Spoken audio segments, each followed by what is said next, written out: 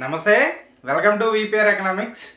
మనం ఈ వ్యవసాయ రంగానికి సంబంధించినటువంటి ఒక సబ్ టాపిక్ అనేది డిస్కస్ చేస్తున్నాం. అది ఎంఎస్పి, మినిమం సపోర్టింగ్ ప్రైసెస్, కనీస మద్దతు ధరల గురించి మనం డిస్కస్ చేస్తూ ఉన్నాం. గత వీడియోలో ఈ కనీస మద్దతు ధరలకు సంబంధించినటువంటి స్టాటిక్ పార్ట్ అంతా కూడా మనం చెప్పుకున్నాం. అంటే ఈ కనీస మద్దతు ధరల్ని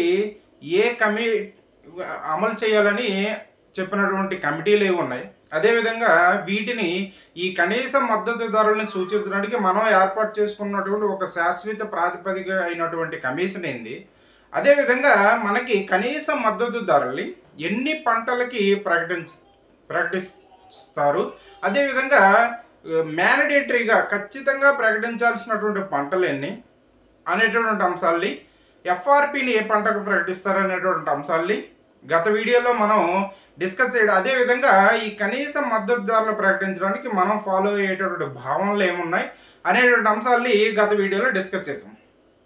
వాటితో పాటుగా సేకరణ ధర అంటే ఏంది, జారీ ధర అంటే ఏంది, అదేవిధంగా ఈసీఎఫ్ అంటే ఏంది, ఇటువంటి అంశాల్ని మనం బఫర్ స్టాక్స్ అంటే ఏంది, పిఎం ఆశా పథకం గురించి, ఇటువంటి వాటి గురించి మనం తెలుసుకోవడం అనేది జరిగింది. అది స్టాటిక్ పార్ట్. ఇప్పుడు మనం ఈ వీడియోలో చెప్పేది మనకి కరెంట్ డేటాకి సంబంధించినటువంటి అంశం. మనకి రీసెంట్గా కేంద్ర కేబినెట్ అనేది 14 ఖరీఫ్ పంటలకి ఈ కనీస మద్దతు ధరలని ఆమోదించడం అనేది జరిగింది. 14 కనీస మద్దతు ధరలకి ఆమోదించడం అనేది జరిగింది. అయితే ఇక్కడ నేను ఆ టేబుల్స్ అనేది చెప్పట్లేదు, మీరు వీలైనంత వరకు చూసుకోండి. ఎందుకంటే మన బోర్డు ఎలా చేయదు కాబట్టి అన్ని 14 పంటలకు సంబంధించినటువంటి టేబుల్స్ అన్నీ రాయడం మనకి వీలయ్యేటువంటి పద్ధతి కాదు. సో అంటే ఈ వీడియో అయ్యాక నెక్స్ట్ వీడియోలో కనీసం ఒక 5 పంటలకు సంబంధించి మీకు వాటిని ఎలా క్యాలిక్యులేట్ చేస్తారు అనేటువంటి అంశాలని కొంత క్లారిఫై రావడం కోసం చెప్తాను. మిగతాదంతా కూడా మీరు డౌన్లోడ్ చేసుకుని ఫిబ్ నుంచి డౌన్లోడ్ చేసుకొని చూసుకోండి ఒకసారి. అదేవిధంగా చాలా వెబ్సైట్లో కూడా మీకు ఉన్నటువంటి టెలిగ్రామ్ గ్రూపుల్లో కూడా ఇవి రావడం అనేది జరిగింది. అయితే మనకి ఈ కనీస మద్దతు ధరల్ని ఏ మార్కెటింగ్ సీజన్కి సంబంధించి ప్రకటించారంటే, కనీస మద్దతు ధరల్ని ఏ మార్కెటింగ్ సీజన్కి సంబంధించింది అంటే 2024-25 మార్కెటింగ్ సీజన్కి దీన్ని ప్రకటించడం అనేది జరిగింది. ఈ మార్కెటింగ్ సీజన్కి ప్రకటించడం అనేది జరిగింది. 2024-25 మార్కెటింగ్ సీజన్కి ఈ కనీస మద్దతు ధరల్ని ప్రకటించడం అనేది జరిగింది. అయితే మనకి ఈ కనీస మద్దతు ధరలు ప్రకటించారని చెప్పుకున్నాం. ఈ కనీస మద్దతు ధరల్లో పెరుగుదల అనేది ధర పరంగా మనము చెప్పుకున్నట్టుగైతే, ధర పరంగా పెరుగుదల వచ్చినటువంటి పంటలు, అత్యధిక పెరుగుదల వచ్చినటువంటి పంటలు ఏమున్నాయనేది కానీ మనం చెప్పుకున్నట్టుగైతే, మనకి అత్యధిక పెరుగుదల వచ్చినటువంటి ఎంఎస్పి పెరుగుదల అంటే మనకి మార్కెటింగ్ సీజన్ 2022-23కి, అదేవిధంగా 2023-24 నుంచి మనకి 2024-25కు సంబంధించి మనకి దీని నుంచి దీనికి పెరుగుదల ఎంత వచ్చింది అనేది, అత్యధిక పెరుగుదల వచ్చినటువంటి పంటలు ఏమున్నాయి, ఖరీఫ్ పంటలు అండి. ఈ 14 పంటలు ఖరీఫ్ పంటలను 14 పంటలను మన రబీ 7, అదేవిధంగా మిగతావి పంట ఏదని మనం సెరుకు అనేది అంటే వాణిజ్య పంటలు అని చెప్పాం. రబీ 6, మిగతావి వాణిజ్య పంటలు అని చెప్పాం. సో అత్యధిక పెరుగుదల వచ్చినటువంటి పంటలు కానీ ఏమైనా చూసుకున్నట్టయితే, మొదటిది మనకి నైజర్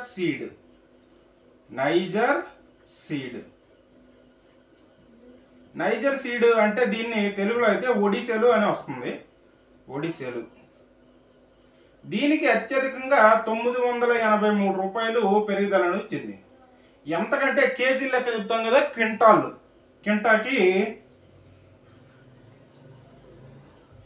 కింటాకి అంటే 100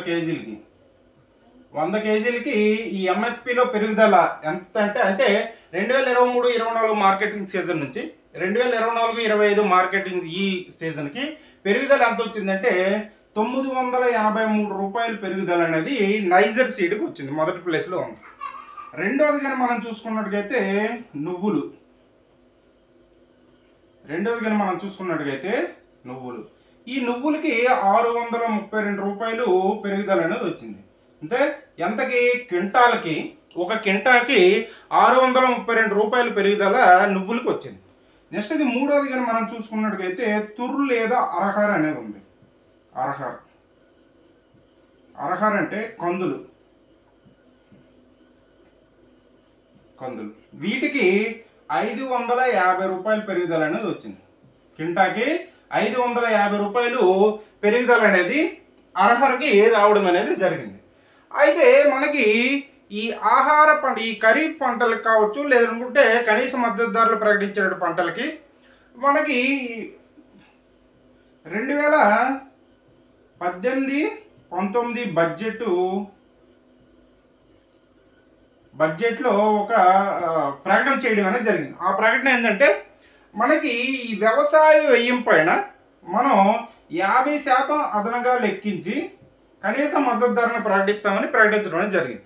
నార్మల్గా మనకి ఎంఎస్ స్వామినాథన్ గారు కూడా సమగ్ర వ్యయం పైన 50% ప్రకటించాలని ఆయన చెప్పడం అనేది జరిగింది. అంటే మనం ఈ కనీస మద్దతు ధరలు ప్రకటించడానికి 3 భావనలు అనేవి తీసుకుంటామని చెప్పాం. అవి ఏంటంటే ఏఎల్ ఒకటి, అదేవిధంగా A2, అదేవిధంగా A2 ప్లస్ FL, అదేవిధంగా C2 అని చెప్పుకోండి. అయితే మనకి స్వామినాథన్ గారు ఈ C2 పైన మనకి 50%, లేదనుకుంటే దీనిపైన 50%, దీనిపైన 50% ఇవ్వాలని ఆయన ప్రతిపాదించడం జరిగింది. కానీ మన ప్రభుత్వం అనేది దీనిపైన 50% అనేది ఇస్తుంది. అంటే A2 ప్లస్ FL అనేటువంటి ఈ భావన పైన 50%. అంటే A2లో ఏముంటాయని చెప్పుకున్నాం, ఆ రైతు ఉపయోగించేటటువంటి విత్తనాలు, ఎరువులు, అదేవిధంగా పశువులను ఉపయోగించి, ఎద్దులను ఉపయోగించి దున్నుతారు కదా అటువంటివి, ట్రాక్టర్లు ఉపయోగించేసేటటువంటి యంత్రాల ద్వారా చేసేటటువంటి వాటికి చేసేటటువంటి వ్యయం, కూలీలకి ఇచ్చేటటువంటి వ్యయం, ఇటువంటివన్నీ కూడా పురుగు మందులకి, ఎరువులకి, ఇటువంటి వాటి కోసం నీటి వసతులు కల్పించడం కోసం చేసేటువంటి వ్యయం, ఇవన్నీ కూడా A2లో ఉంటాయి. A2 ప్లస్ FL అంటే ఇప్పుడు చెప్పుకున్నటువంటి అన్ని అంశాలతో పాటుగా ఇంప్యూటెడ్ ఫ్యామిలీ లేబర్స్, అంటే ఈ వ్యవసాయ పనుల్లో నిమగ్నమైనటువంటి కుటుంబ సభ్యులు కూడా ఉంటారు కదా, వాళ్ళకి చెల్లించాల్సినటువంటి వ్యయాలను కూడా, వేతనాలను కూడా అంచనా వేసి లెక్కించడం అనేది జరుగుతుంది. సో వీటిపైన 50%, అంటే సుమారుగా మనకి 1.5 రెట్లు అనేది ప్రకటించడం అనేది జరుగుతుంది. 1.5 రెట్లు ప్రకటించడం అనేది జరుగుతుంది. అయితే మనకి వీటితో పాటు సమగ్ర పంటల వ్యయం తెలిపేది C2 అంటే ఏంటంటే ఇప్పుడు ఈ రెండాటితో పాటుగా మనకి ఇందులో ఇంకో విషయం ఏంటంటే మన సొంత ఉత్పాదకాలు ఉపయోగిస్తాం. ఇప్పుడు ఎగ్జాంపుల్కి మన సొంత ల్యాండే ఉందనుకోండి. సో ఆ సొంత ల్యాండ్ని మనం కల్టివేట్ చేసేటప్పుడు దానికి వేరే వాళ్ళకి ఎవరికైనా ఇస్తే మనకు కౌలు అనేది వస్తుంది కదా. సో మన ల్యాండ్ మనమే కల్టివేట్ చేసుకుంటే కౌలు అనేది ఏమీ లెక్కించం, కానీ ఆ కౌలును కూడా అంచనా వేసి లెక్కించి చెప్తే C2 అనేది వస్తుంది. అదేవిధంగా దాంతోపాటుగా మనం ఈ యంత్రాలు అని చెప్పాం, ట్రాక్టర్లు, ఇటువంటి వాటి ఉపయోగిస్తారు. సో అలా మనం పెట్టేటటువంటి మూలధనం పైన వచ్చేటటువంటి వడ్డీ కూడా దీంట్లో మన సొంత మూలధనం పైన పెట్టేటటువంటి వడ్డీ కూడా కలిపితే మనకి C2 అనేది సమగ్రంగా వస్తుంది. అయితే ప్రభుత్వం అనేది దీనిపైన మనకి 50% లెక్కించడం అనేది జరుగుతుంది, దీనిపైన కాదు. ఈ విధంగా మనకి ఆల్ ఇండియా యావరేజ్ వెయిటేజ్ని లెక్కించి, all India average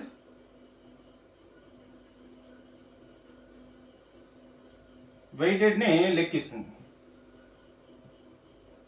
all India average weightage లెక్కించి దానిపైన 50% ప్రకటించడం, అదనంగా లాభాన్ని ప్రకటించి, వ్యయంతో పాటు వ్యయం 100% ఉంటుంది, దానికి ఒక 50% లాభంగా ప్రకటించి మొత్తం 1.5 రెట్లు ఉండే విధంగా మనకి MSPని ప్రకటించడం అనేది జరుగుతుంది.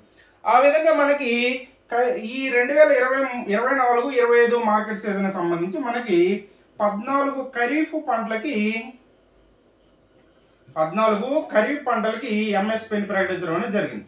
నార్మల్గా అయితే మనకి 22 మ్యాండేటరీగా ప్రకటించాలి, +1 FRP ప్రకటిస్తారు, 2 నాన్ మ్యాండేటరీగా ఉన్నాయి.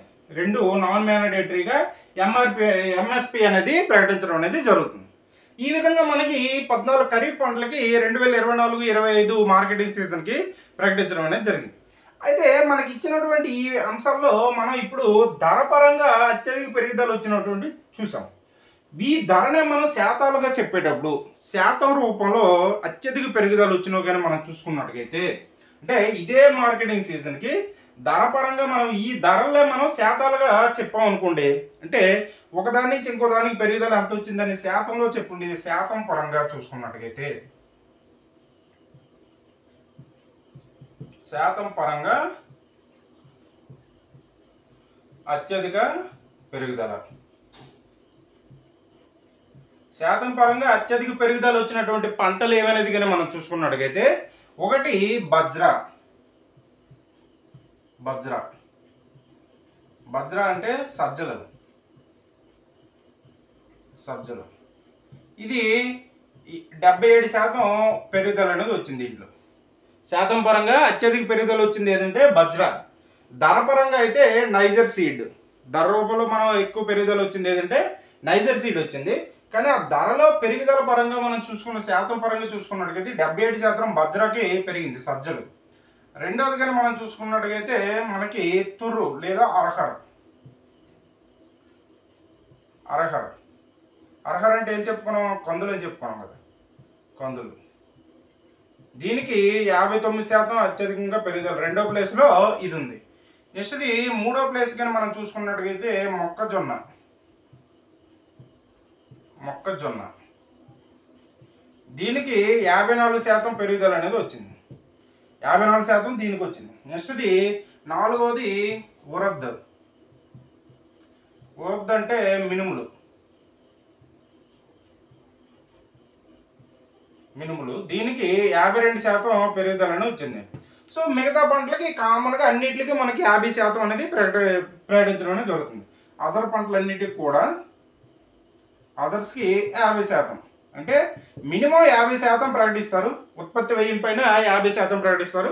కొన్ని అడిగి ఎక్స్ట్రా ప్రకటించారు. అండ్ గరిష్టం ఎంత అనేది దానికి ఏం లిమిట్ ఏం లేదు కాబట్టి మనకి గరిష్టంగా అత్యధిక పెరుగుదల అయితే మనకి బజ్రాకు వచ్చింది. 77% బజ్రాకి పెరుగుదల ఎంఎస్పిని ప్రకటించారు. అర్హర్కేమో 59% ప్రకటించారు. మొక్కజొన్నకేమో 54% ప్రకటించారు. ఉరద్ మినుములకేమో 52% ప్రకటించి మిగతా వాటికి ఈ అంటే వ్యయం పైన 50%ని మనకి కలిపి ఎంఎస్పిగా ప్రకటించడం అనేది జరిగింది.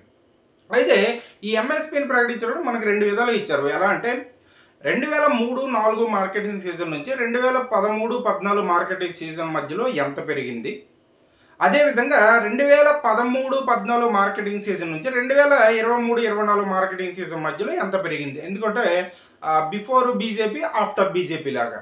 సో అలా ఆలోచించి వాళ్ళు అది కూడా ఇవ్వడం అనేది జరిగింది. సో అలా మనం చూసుకున్నట్టుగైతే మనకి 2003-04 నుంచి 2013-14 మార్కెటింగ్ సీజన్ మధ్య అత్యధిక పెరుగుదల, అత్యధిక ఖరీఫ్ పంటలు మాత్రమే అత్యధిక పెరుగుదల వచ్చినటువంటి పంటలు ఏవైనది కానీ మనం చూసుకున్నట్టుగైతే ఒకటి అత్యధిక పెరుగుదల వచ్చింది ఏంటంటే మనకి మూంగు. మూంగు అంటే ఏంది? పెసలు. పెసలు ఇది 3130 రూపాయలు అనేది పెరుగుదల వచ్చింది కింటాకి. ఏ మధ్య కాలంలో ఏ మార్కెటింగ్ సీజన్ కాలంలో అంటే 2003-04 మార్కెటింగ్ సీజన్ నుంచి 2013-14 మార్కెట్ సీజన్ మధ్యలో మనకి మూంగు పెసలు అనేది క్వింటాలకి 3130 రూపాయలు పెరుగుదల అనేది వచ్చింది. కనిష్ట పెరుగుదల వచ్చింది ఏంటంటే కనిష్ట పెరుగుదల. ఈ కనిష్ట పెరుగుదల వచ్చినటువంటి పంట ఏదంటే మనకి కనిష్ట పెరుగుదల వచ్చిన పంట బజ్రా. బజ్రా అంటే ఏం చెప్పాం? సజ్జలు. ఈ సజ్జలేమో మనకి 745 రూపాయలు రావడం అనేది జరిగింది. కనిష్ట పెరుగుదల సజ్జలకి రావడం అనేది జరిగింది. ఎంత? 745 రూపాయలు రావడం. అదే మార్కెటింగ్ సీజన్ మరలా మనకి 2013-14 నుండి 2023-24 మధ్యలో కానీ మనకి అత్యధిక పెరుగుదల వచ్చినటువంటి పంట కానీ మనం చూసుకున్నట్టుగైతే ఇది నైజర్ సీడ్. ఈ ఒడిశాలకి ఎంత వచ్చిందంటే 4234 రూపాయలు పెరుగుదల అనేది వచ్చింది. అదే కనిష్ట పెరుగుదల వచ్చినటువంటి పంట కానీ మనం చూసుకున్నట్లయితే మొక్కజొన్న దీనికి 780 రూపాయలు మాత్రమే పెరుగుదల అనేది వచ్చింది. ఎంతకి? క్వింటాల్కి. ఒక క్వింటాకి 780 రూపాయలు మాత్రమే పెరుగుదల అనేది చూడండి.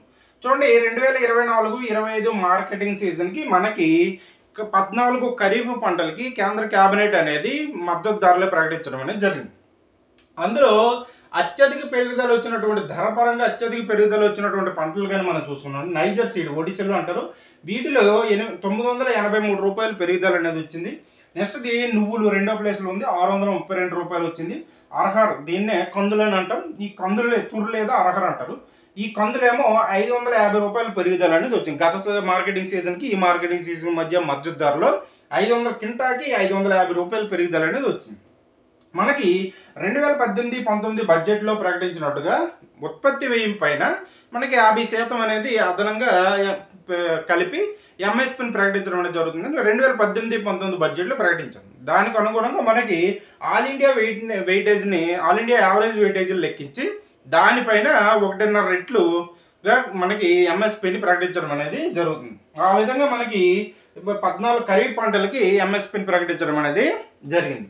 నెక్స్ట్ శాతం పరంగా అత్యధిక పెరుగుదల వచ్చినటువంటి పంట కానీ మనం చూసుకున్నట్లయితే సజ్జలు అనేది 77% పెరుగుదల వచ్చింది. అర్హర్ కందులు అనేది 59% పెరుగుదల వచ్చింది. మొక్కజొన్నకేమో 54% పెరుగుదల వచ్చింది. మినుములకేమో 52% పెరుగుదల. మిగతా పంటలన్నిటికీ కూడా మొత్తం 14 పంటలు, ఇవి 4 కదా, మిగతా 10 పంటలకు కూడా 50% చొప్పున పెరుగుదల అనేది ఎంఎస్పీని ప్రకటించారు.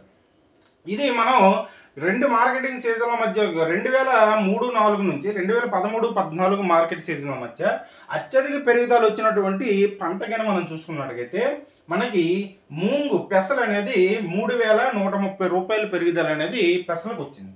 తక్కువ పెరుగుదల కనిష్ట పెరుగుదల వచ్చినటువంటి పంట ఏదంటే సజ్జలకి 745 రూపాయలు పెరుగుదల అనేది వచ్చింది. నెక్స్ట్ 2013-14 మార్కెటింగ్ సీజన్ నుంచి 2023-24 మార్కెటింగ్ సీజన్ మధ్య అత్యధిక పెరుగుదల వచ్చినటువంటి పంట ఏదంటే మనకి నైజర్ సీడ్ ఒడిశాలో 4234 రూపాయలు పెరుగుదల అనేది వచ్చింది.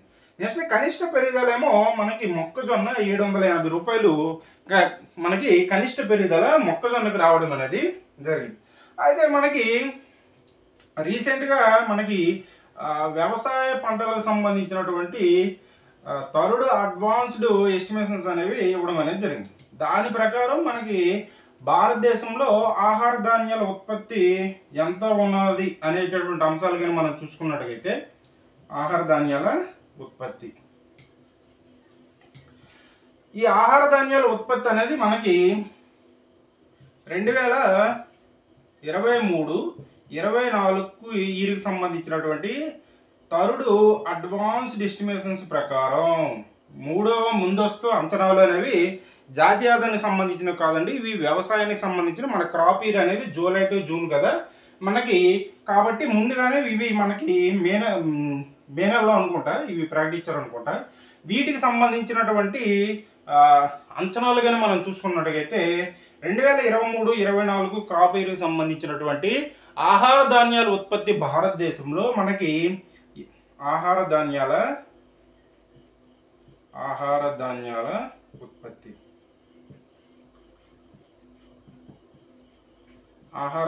ఉత్పత్తి కానీ మనం చూసుకున్నట్టుగైతే మనకి ఈ ఆహార ధాన్యాల ఉత్పత్తి అనేది మనకి 3288.6 లక్షల మెట్రిక్ టన్నులు ఆహార ధాన్యాలు మనకి 2023-24 వ్యవసాయ సంవత్సరానికి సంబంధించి పంటల సంవత్సరానికి సంబంధించి మనకి ఆహార ధాన్యాల ఉత్పత్తి అనేది 3288.6 లక్షల మెట్రిక్ టన్నులు ఉంది. అదేవిధంగా మనకి పప్పు అంటే తృణధాన్యాలు అంటాం, తృణధాన్యాలు, ఈ తృణధాన్యాల ఉత్పత్తి కానీ మనం చూసుకున్నట్టుగైతే ఈ తృణధాన్యాలు అనేవి మనకి 395.9 లక్షల మెట్రిక్ టన్నులు అనేది ఉంది. 395.9 లక్షల మెట్రిక్ టన్నులు తృణధాన్యాలు ఉత్పత్తి అనేది జరిగింది. అయితే ఈ ఆహార ధాన్యాల్లో మనకి వరిగా ఎంత ఉత్పత్తి అనేది అంచనా వేస్తున్నారంటే వరి 1143.7 లక్షల మెట్రిక్ టన్నులు వరి ఉత్పత్తి అనేది అంచనా వేస్తున్నారు. అదేవిధంగా మనకి శ్రీ అన్న తృణధాన్యాలు లేదా శ్రీ అన్న అనేది మనకి ఎంత ఎక్స్పెక్ట్ చేస్తున్నారంటే దీనికి మనకి పప్పు ధాన్యాలు శ్రీ అన్న ఏమో 130.3 లక్షల మెట్రిక్ టన్నులు ఉత్పత్తి చేస్తుంది. నెక్స్ట్ పప్పు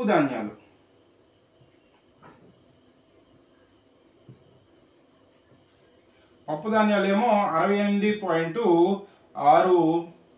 లక్షల మెట్రిక్ టన్నులు అనేది ఉత్పత్తి అనేది అంచనా వేయడం అనేది జరుగుతుంది. వరి ఏమో 1143.7 లక్షల మెట్రిక్ టన్నులు, శ్రీ అన్న ఏమో 130.3 లక్షల మెట్రిక్ టన్నులు, పప్పు ధాన్యాలేమో మనకి 68.6 లక్షల మెట్రిక్ టన్నులు ఉత్పత్తి జరుగుతుందని అంచనా వేయడం అనేది జరుగుతుంది. అదేవిధంగా పత్తి కానీ మనం చూసుకున్నట్టుగైతే 325.2 లక్షల బేలుగా దీన్ని అంచనా వేయడం అనేది జరుగుతుంది. అయితే మనకి ఈ ఖరీఫ్ పంటలకి ఎంఎస్పీని ప్రకటించారని చెప్పుకున్నాం. సో అత్యధికంగా పెరుగుదల వచ్చినటువంటి పంటలు ఏంటంటే మనకి నూనె గింజలకి అత్యధికంగా ఈ ఎంఎస్పీని ప్రకటించడం అనేది జరిగింది. నూనె గింజలు, తర్వాత పప్పు ధాన్యాలు వీటికి అత్యధికంగా ఎంఎస్పీని రీసెంట్గా ప్రకటించినటువంటి ఖరీఫ్ పంటల్లో అత్యధికంగా ఎంఎస్పీని ప్రకటించినటువంటి వర్గానికి చెందినటువంటి ఆహారపు ఏముంటే నూనె గింజలు, అదేవిధంగా పప్పు ధాన్యాలు వీటికి అత్యధికంగా కనీస మద్దతు ధరలు ప్రకటించడం అనేది జరిగింది. అయితే భారతదేశంలో మనకి ప్రభుత్వం అనేది ఆహార ధాన్యాలని సేకరిస్తుంది కదా. సో మనకి 2003-4 నుంచి 2013-14 మధ్యలో భారతదేశంలో ఆహార ధాన్యాలని ఎంత స్వీకరించారు, అదేవిధంగా 2013-14 నుండి 2023-24 మధ్యలో ఎంత ఆహార ధాన్యాలని సేకరించడం జరిగింది అనేటటువంటి అంశాలు కానీ మనం చూసుకున్నట్టుగైతే మనకి 2003-4 నుండి 2013-14 మధ్య ఆహార ధాన్యాల స్వీకరణ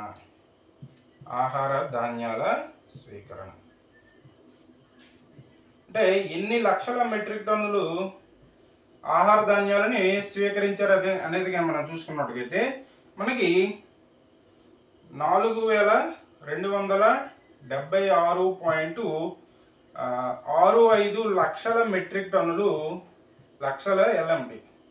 లక్షల మెట్రిక్ టన్నులు అనేది స్వీకరణ అనేది చేశారు. ఈ మార్కెటింగ్ సీజన్ మధ్యలో భారతదేశంలో గవర్నమెంట్ అనేది 2003-4 మార్కెటింగ్ సీజన్ నుంచి 2013-14 మధ్యలో ఆహార ధాన్యాల స్వీకరణ ఎంత చేశారంటే 4276.65 లక్షల మెట్రిక్ టన్నులు అనేది చేయడం అనేది జరిగింది. అంటే ఆహార ధాన్యాలను స్వీకరించడం ప్రభుత్వం అనేది స్వీకరించడం అనేది జరిగింది, సేకరణ చేయడం అనేది జరిగింది. నెక్స్ట్ 2013-14 నుండి మార్కెటింగ్ సీజన్ నుంచి 2023-24 మార్కెటింగ్ సీజన్ మధ్యలో ఆహార ధాన్యాల స్వీకరణ కానీ మనం చూసుకున్నట్టుగైతే ఆహార ధాన్యాల సేకరణ